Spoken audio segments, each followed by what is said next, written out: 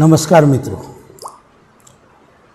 આપણે વિવેચનની વાત આ પેપરમાં કરી રહ્યા છીએ, ખાસ કરીને ગુજરાતી સંદર્ભમાં. અને એ માટે આપણે જોયું કે સાહિત્યનો ત્રિધરી વેપાર કર્તા, કૃતિ અને ભાવક એ ત્રણ મહત્ત્વની ધરીઓ છે. અને એ ત્રણેય ધરીઓ વિશે જે સજ્જ ભાવક એટલે કે વિવેચક, મીમાંસક એવો શબ્દ સંસ્કૃત સાહિત્યમાં વપરાતો હતો, એનો રહ્યો છે. ગુજરાતી વિવેચનની જ્યારે વાત કરીએ ત્યારે બહુ જ સ્વાભાવિક આપણે એ જાણવું પડે કે કેવા સંજોગોમાં ગુજરાતી વિવેચનની શરૂઆત થઈ છે, અથવા તો અત્યારે જેને આપણે ગુજરાતી વિવેચન કહીએ છીએ એનું સ્વરૂપ કેવું છે એ સમજવું પડે. અને એના માટે નજીકના ભૂતકાળમાં જવું જરૂરી છે. મધ્યકાલીન સાહિત્ય અને મધ્યકાળથી જૂનું સંસ્કૃત સાહિત્ય એ ભારતમાં એની એક મોટી પરંપરા રહી છે, સદીઓ જૂની પરંપરા રહી છે. અને બહુ જ સ્વાભાવિક રીતે એ સંસ્કૃત સાહિત્યમાં મીમાંસાની એક આખી પરંપરા ઊભી થયેલી.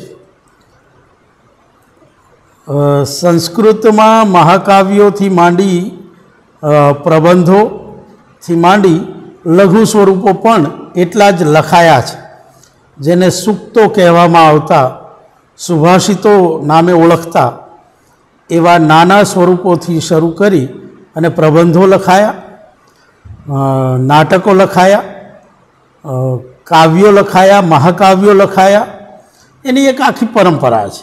અને એ મધ્યકાળમાં આવતા જુદી જુદી રાજકીય પરિસ્થિતિઓ ના કારણે સર્જાયેલા ભૂભાગોની સ્વતંત્રતા પણ એટલી જ અસરકારક રહી. અને પરિણામે એક સમયે સંસ્કૃતમાંથી વિવિધ ભાષાઓના તબક્કા જન્મા, જેમાં અપભ્રંશ અને પ્રાકૃતના તબક્કાને તમે ઓળખો છો, કારણ કે ભાષા વિજ્ઞાનનો પ્રવેશાત્મક પરિચય તમે પામી લીધો છે. શરૂઆતમાં ગ્રેજ્યુએશન લેવલે અને ત્યાર પછી ગયા સત્રમાં પણ ભાષા વિજ્ઞાન ભણ્યા છો, એટલે તમને એના વિવિધ તબક્કાઓનો ખ્યાલ છે. એ તબક્કાઓની સાથે સાથે સ્વરૂપો પણ બદલાયા, ભાષકોની સાથે સ્વરૂપો પણ બદલાયા, અભિવ્યક્તિની રીતો પણ બદલાય, અને એ અભિવ્યક્તિઓને સમજવા માટેની મીમાંસાના રૂપો પણ થોડા ઘણા અંશે બદલાયા છે. પણ આશ્ચર્યજનક રીતે મધ્યકાલીન ગુજરાતી સાહિત્યની જે વાત કરીએ તો એમાં આરંભે આપણને હેમચંદ્રાચાર્ય મળે છે. અને એમણે એમના સમયની ભાષાને ધ્યાનમાં રાખીને, એમના સમયે સર્જાતા સાહિત્યને ધ્યાનમાં રાખીને કેટલીક વાતો આપણને આપેલી. એને બાદ કરતાં જેને વિવેચન કહી શકાય, મીમાંસા કહી શકાય એવું ગુજરાતીમાં ઓછું મળે છે. સાવ નથી એવું નથી, પ્રયત્નો પણ કર્યા છે. અને ખાસ કરીને રમણભાઈ નીલકંઠે પ્રેમાનંદમાંથી કે શામળમાંથી કેટલીક એવી પંક્તિઓ શોધી કાઢી જેની અંદર સાહિત્ય વિશેની નુક્તચીની કરવામાં આવી હોય. પણ એ બધું પ્રાથમિક અવસ્થાનું છે, જેને કહેવાય સુવ્યવસ્થિત મીમાંસા અથવા સુવ્યવસ્થિત એવું વિવેચન મધ્યકાળમાં આપણને મળતું નથી. ગદ્યનો જ અભાવ છે. પદ્યમાં કૃતિઓ રચાય છે, એના બધા કારણોમાં જવા માટેનું આ પેપર નથી, એટલે એમાં નથી જતા. એના પણ કારણો છે. એ સમયની રાજકીય સામાજિક વ્યવસ્થા, એ સમયની સાહિત્ય તરફની દ્રષ્ટિ, કવિઓને કવિપદ નહીં પણ ભક્તિપદ પામવું છે, ભક્તપદ પામવું છે, એટલે કે ઉદ્દેશ જ જુદો છે. અપવાદો છે એમાં, કેટલાક બાલાઓ બોધ હોય અથવા તો શાળા કે વિદ્યાપીઠો, નાની નાની જે પાઠશાળાઓ હતી, મોટી વિદ્યાપીઠોનો નાશ થયો છે.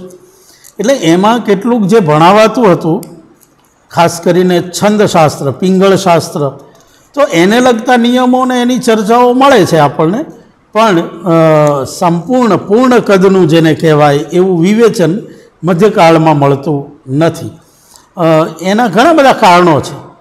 કારણ કે પ્રિન્ટિંગ પ્રેસ નહોતું આપણે ત્યાં, અને મોટા ભાગે લૈયાઓ ઉપર આધારિત રહેવાનું હતું, અને લૈયાઓની પ્રાયોરિટી જે છે એ મોટા ભાગે એ ટાઈમની ખ્યાતનામ એવી રચનાઓને લખવી અને પ્રસારવી એ હતું. જૈન સાહિત્યમાં ભંડારોને સાચવવાની સરસ મજાની વ્યવસ્થા હતી એ આપણે જાણીએ છીએ, અને એના કારણે ગુજરાતી સાહિત્ય, ખાસ કરીને હસ્તપ્રતોનું જે સાહિત્ય છે એ આજે આપણને ઉપલબ્ધ થયું છે. એના માટે જૈન પુસ્તક પરંપરા અથવા ભંડારોની પરંપરા, હસ્તપ્રતોના ભંડારોની પરંપરા જવાબદાર છે. એ બધામાં આપણે વધારે સમય ન લેતા હું સીધી જ વાત ઉપર આવું તો એ કે આપણે ગુજરાતી સાહિત્યને 3 મહત્ત્વના તબક્કાઓમાં વહેંચીને મોટા ભાગે વિચારીએ છીએ. એક અર્વાચીન તબક્કો, જેમાં આપણે સુધારક યુગથી શરૂ કરી અને ગાંધી યુગ સુધીનું વિસ્તરણ જોઈ શકાય છે, અને એની અંદર જે વિવેચનની એક પરંપરા ઊભી થઈ, એ પરંપરા એ આપણા અભ્યાસનો વિષય છે, અથવા એ ક્ષેત્રમાં આપણે વાત કરવાની છે. આ એક. બીજો તબક્કો છે એ આધુનિક ગુજરાતી સાહિત્યનો તબક્કો છે, અને એમાં વિવેચન કેટલું બધું કેન્દ્રમાં આવે છે અને કેટલા બધા કેન્દ્રોમાં વહેંચાઈને વિસ્તરણ પામે છે એ પણ આપણે જાણવું જોઈએ. અને આધુનિક ગાળા પછીનું વિવેચન એ અત્યારનો તબક્કો અથવા તો સાંપ્રત વિવેચનની પ્રવૃત્તિ. આ બધું તમારે એટલા બધા એટલી બધી ઝીણવટથી તમારા અભ્યાસક્રમમાં નથી. એમાં તો મુખ્યત્વે 4 વિવેચકોને કેન્દ્રમાં રાખી અને તમારે આખી વાતને સમજવાની છે. પરંતુ એ 4 વિવેચકોના ને સમજવા જઈએ એ પહેલાં આપણે ગુજરાતી વિવેચનની તાસીર અને તસવીરને સમજવી જોઈએ. અને એટલે આજે પણ જે વાત હું કરવાનો છું એ ગુજરાતી વિવેચનનો આરંભ કઈ રીતે થાય છે અને એને પ્રેરક એવા પરિબળો કયા છે. વિવેચન અથવા તો અધ્યાપનની ભાષામાં કહું તો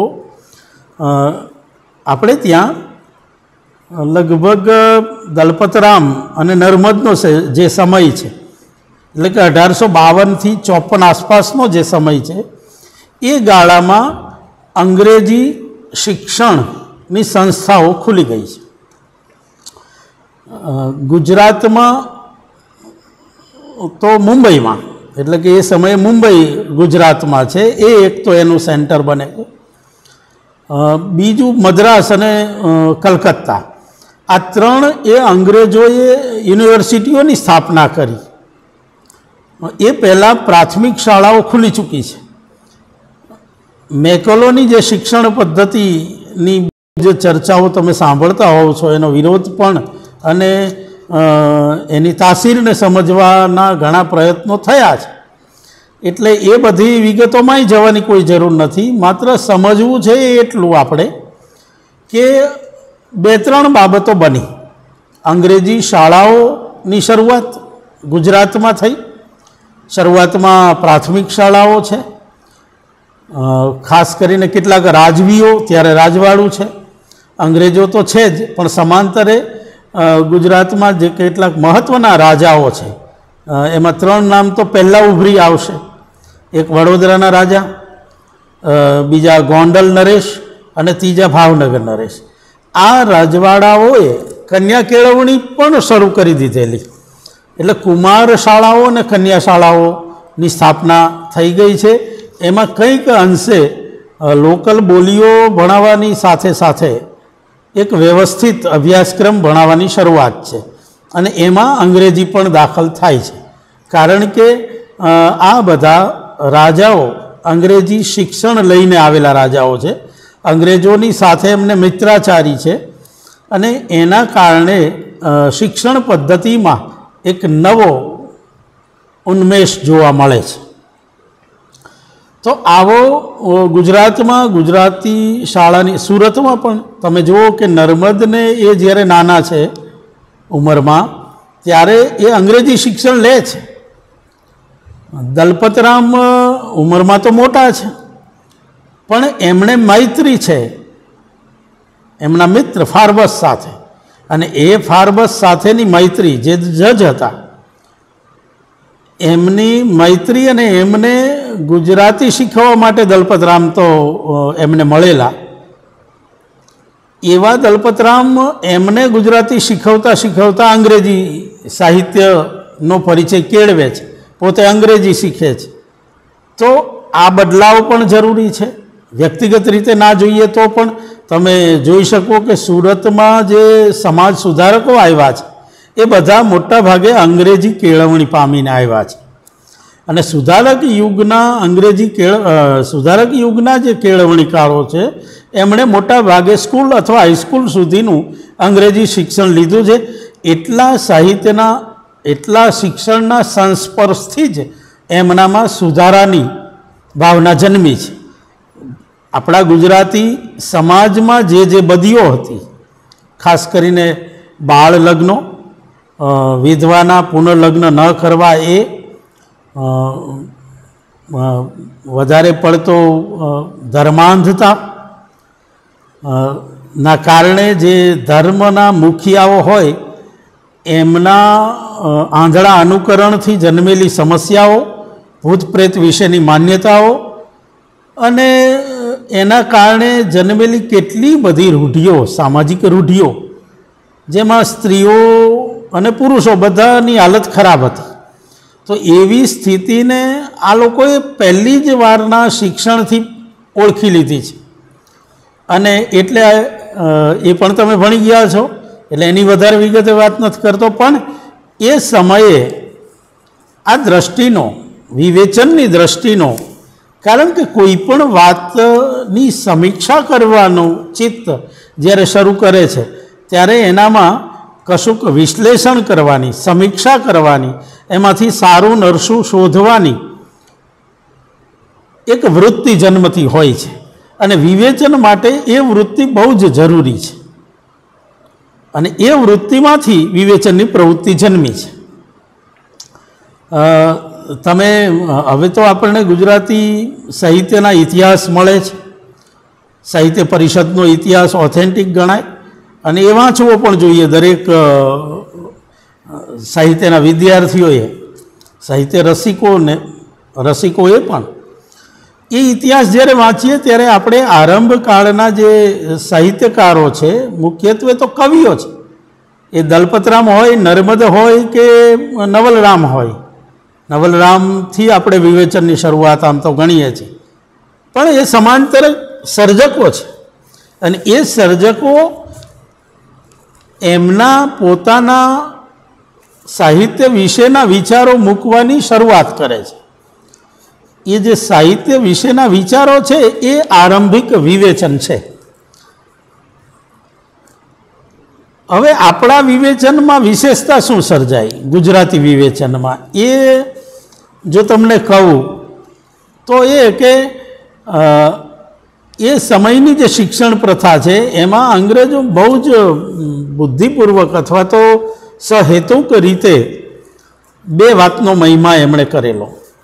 ક્લાસિક લેંગ્વેજ નામનું પેપર ફરજિયાત ભણવાનું હતું, અને એમાં એક પેપર તો અંગ્રેજી સાહિત્યને ભણે છે અથવા ગ્રીક સાહિત્યને ભણે છે આપણો વિદ્યાર્થી, અને સમાંતરે સંસ્કૃત સાહિત્યનો પણ અભ્યાસ કરે છે. હવે આ જે વાત છે ને એ મોટી વાત છે.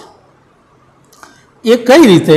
તો કે એક જ વિદ્યાર્થીને ક્લાસિકલ લેંગ્વેજ સંસ્કૃત પણ ભણવાની છે, ગ્રીક પણ ભણવાનું છે, અથવા ઓપ્શન હતું કે ફારસી પણ ભણવાનું છે. તો આના કારણે આર્ટ્સ એટલે કે વિનયન શાખામાં જતા વિદ્યાર્થીઓ જે આરંભકાળના હતા, જેના નામ હવે હું બોલવાનો છું, એ બધાને આ ફાયદો મળ્યો છે કે એમણે અંગ્રેજી પણ એટલું જ મજબૂત રીતે શીખવું પડ્યું ભારપૂર્વક, કારણ કે ફરજિયાત હતું. સંસ્કૃત પણ એમણે ભણવાનું સ્વીકાર્યું, અથવા તો ફારસી. તો આ જે વિકલ્પો હતા એના અભ્યાસથી માત્ર સંસ્કૃતની કે ગ્રીકની કે અંગ્રેજી, લેટિન, અંગ્રેજી પહેલાંની લેટિન ભાષા, એની મહત્ત્વની કૃતિઓનો અભ્યાસ તો આવ્યો જ આવ્યો, પ્રશિષ્ટ કૃતિઓનો, પણ સમાંતરે એ પ્રશિષ્ટતા શું છે, એ કૃતિઓ કેવી છે, એના વિશેની શું ટીકા ટિપ્પણ થઈ છે, એ પણ અભ્યાસમાં આવી. અને પરિણામે એમના ચિત્તમાં જે મિશ્રણ રચાયું એ મિક્સ હતું. એટલે કે તદ્દન સંસ્કૃત પરંપરાની મીમાંસા નહોતી, એમાં અંગ્રેજી પરંપરાનું વિવેચન પણ હતું, ક્રિટિસિઝમ જેને કહીએ છીએ આપણે અંગ્રેજીમાં. એ ક્રિટિસિઝમની આખી પરંપરાનો પણ એમને અભ્યાસ કરવાનો આવ્યો છે. સંસ્કૃત સાહિત્યમાં આપણી પરંપરા નાની નથી અને બહુ ઊંડાણથી વિચારણા કરવામાં આવી છે. એ પ્રતિભા જેવા સર્જકના વિશેષથી લઈને ભાવયત્રી શક્તિ સુધીના અને કાવ્ય અને કાવ્યની અંદર રહેલા અલંકારો, કાવ્યના અંગો, કાવ્યનો આત્મા થી માંડી એના એકે એક અંગોને વિશ્લેષિત કરીને એકે એકને જુદા પાડીને સમજનારા મીમાંસકો સંસ્કૃતમાં થયા છે. પણ એની પરંપરા કશીક આદેશાત્મક છે. એમાં કવિઓને નિયમોમાં બદ્ધ કરવાનું વલણ સર્વોપરી થતું જણાય છે અથવા તો બાંધે છે.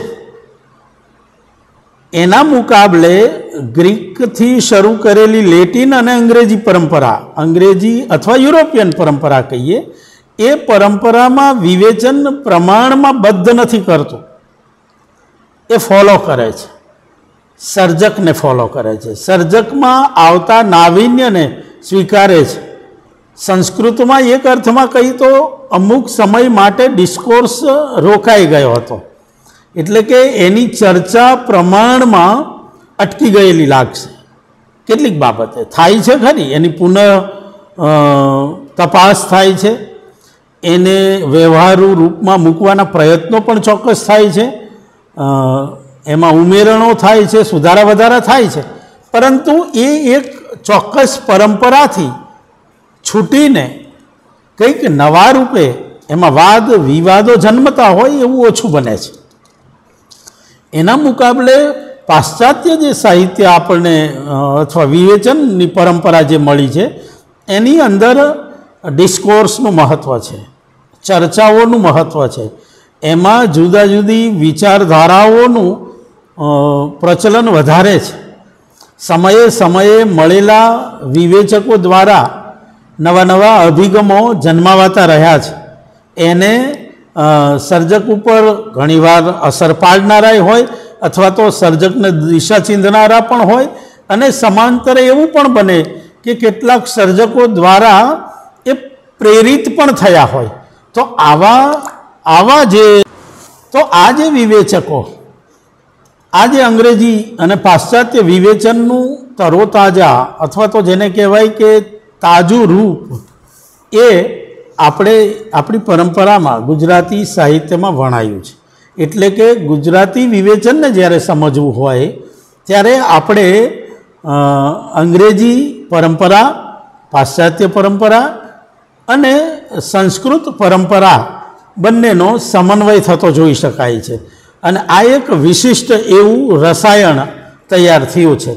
અને એટલે જ હીરાબેન પાઠક એમણે નોંધ્યું છે, આપણા વિવેચન સાહિત્ય વિશે નામનો એમનો જે લેખ છે એમાં નોંધ્યું છે, એ વાંચું છું. જે શૈલી અને પદ્ધતિએ આપણું ગુજરાતી વિવેચન સાહિત્ય લખાયું છે તે શૈલી અને પદ્ધતિ આપણા હિન્દુસ્તાનના વિવેચન સાહિત્યના આખા ઇતિહાસમાં નવીન છે. જુઓ, ગુજરાતી વિવેચન એની આગવી કેડીએ ચાલે છે, એની દિશા પોતાની છે, અને એ દિશાએ ચાલનારા વિવેચકોએ જે વિવેચન કર્યું છે એ પણ એ રીતે આગવું ઠરે છે. તો આ થઈ ગુજરાતી વિવેચન સાહિત્યની શરૂઆત. તો એક વાત આપણે આટલી ઓલામાંથી અંકે કરવાની થાય કે ગુજરાતી વિવેચને પાશ્ચાત્ય અને સંસ્કૃત બંને ધારાઓની વિવેચન પરંપરાને સ્વીકારી છે.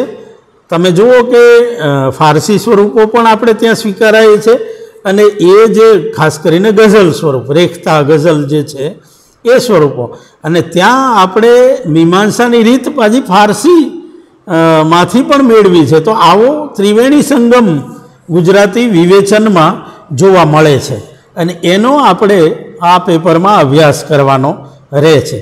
હવે આપણે બીજું 2-3 વસ્તુ સમજવી પડે કે વિવેચન મુખ્ય 3 બિંદુઓ ઉપર આધારિત હોય એની આપણે વાત કરેલી. એક, સર્જક વિશેનું ચિંતન મનન કરે, એટલે કે સર્જક ઉપર કેન્દ્રિત થઈ અને વિવેચન કરવામાં આવે. એમાં સર્જકની કઈ ધારા છે, એ આખી પરંપરામાં ક્યાં બેસે એવી એની પ્રતિભા છે, અથવા એનું જે પ્રદાન છે એ પ્રદાન કયા પ્રકારનું છે, એક આ. બીજી, કૃતિઓ હોય ત્યારે એમાં સ્વરૂપો સ્વાભાવિક જ આવે છે. પહેલાં તો મુખ્ય 2 ફાંટાઓ, પદ્ય અને ગદ્ય. પદ્ય હોય તો પદ્યમાં પાછા પેટા પ્રકારો છે. નરા ઉર્મીને આલેખતા પદ્ય સ્વરૂપો, દાખલા તરીકે ગીત હોય, ગઝલ હોય, ઉર્મી કાવ્ય જેને કહેતા હતા એ, કરુણ કાવ્ય, ઇલેજી જેને કહેતા હતા એ, આવા જે સ્વરૂપો છે એની સોનેટ પણ ઇવન કેટલાક અંશે. તો આ બધામાં લાગણી, સંવેદન, ઉર્મિઓ કેન્દ્રમાં છે. એની સાથે વિચાર કેન્દ્રમાં હોય એવા લખાવાની એ શરૂઆત થાય છે. એની પણ એક આખી પરંપરા રહી છે. એટલે ઉર્મી અને વિચાર જ્યાં મિશ્ર થતો હોય એવા સાહિત્ય સ્વરૂપો પણ આપણે ત્યાં જન્મા છે. એમાં દીર્ઘ સ્વરૂપો પણ જન્મા છે, જેમાં પદ્યમાં કથા કહેવાતી હોય, પ્રસંગ કહેવાતો હોય. તો એવા દીર્ઘ કાવ્યોની પણ એક આખી પરંપરા છે. મહાકાવ્યોમાં પણ કથા જ છે. તો મહાકાવ્ય તો ગુજરાતી ભાષામાં અનેક પ્રયત્નો પછી એ નથી સર્જાયું. નાનાલાલે પ્રયત્ન કરી જોયા છે, કલાપીએ પ્રયત્ન કરી જોયા છે, પણ એવું કોઈ મહાકાવ્ય આપણે જન્માવ્યો નથી ગુજરાતીમાં, એ જાણીએ છીએ. પણ એની અંદર કથા છે. ખંડકાવ્યમાંય કથા છે, દીર્ઘ કાવ્યોમાંય કથા છે. ઉમાશંકરે જેનું સેવન કર્યું હતું પદ્ય નાટક, એની અંદર પણ કથા છે, છંદ પણ છે, લય પણ છે. તો પદ્યની અંદરની શક્યતાઓને તપાસે, આવા સ્વરૂપોને વર્ગીકરણ કરે. સ્વરૂપનું વર્ગીકરણ શા માટે? તો કે આ વર્ગીકરણ એક તો અભ્યાસ માટે ઉપયોગી હોય છે. વિવેચનને આગળ પણ જેમ કહ્યું હતું એમ કે સીધો અભ્યાસ હારે એને લેવા દેવા છે. અને ગમે તેવી કવિતાઓ લખનારો કવિ હોય, પણ જો એનામાં અભ્યાસ ના હોય, આવું જ્ઞાન ના હોય સ્વરૂપ વિશેનું, તો ક્યારેક એની પ્રતિભા વેડફાઈ જતી હોય છે, ચેનલાઇઝ ના થાય, અને એ કારણે પણ આગ્રહમાં આવે છે. આ એ જ રીતે આપણે ગદ્ય સ્વરૂપો વિશે વાત. પણ આટલું જ નહીં, સાહિત્યનો ઇતિહાસ લખવો થોડુંક જુદા પ્રકારનું કામ છે, પણ એના માટે વિવેચનની દૃષ્ટિ આવશ્યક હોય છે. એટલે નર્મદથી શરૂ કરી અને આજના કન્ટેમ્પરરી સાહિત્યકારો સુધીમાં કોને કેટલું વેઇટેજ આપવું. કારણ કે સાહિત્યના ઇતિહાસમાં ઘણીવાર એવું બને, અને બન્યું છે, એવા અસંતોષ પછીના બીજા સમીક્ષકો દ્વારા, વિવેચકો દ્વારા વ્યક્ત કરાયા છે કે અમુક સર્જકને વધારે વેઇટેજ આપવામાં આવે, કારણ કે ઇતિહાસ કોઈ એક વ્યક્તિ અથવા તો એક વિવેચક દ્વારા લખવામાં આવે એવું નથી બનતું, કારણ કે બહુ મોટું કામ છે. એટલે એનું એક વ્યવસ્થિત આયોજન કરવામાં આવે. મુખ્ય કવિઓ, ગૌણ કવિઓ, અતિ ગૌણ કવિઓ કે લેખકો, એ રીતના વર્ગીકરણ થાય, યુગ વિભાજન થાય, એક ડોળિયું તૈયાર થાય અને પછી લખાતો હોય છે. એટલે એવું બને કે ઘણા લેખકોનો પ્રભાવ હોય સાહિત્યિક સંસ્થાઓ ઉપર, સાહિત્યિક પોલિટિક્સ પણ હોવાનું. અને માનવ સ્વભાવ છે આ, કે જ્યારે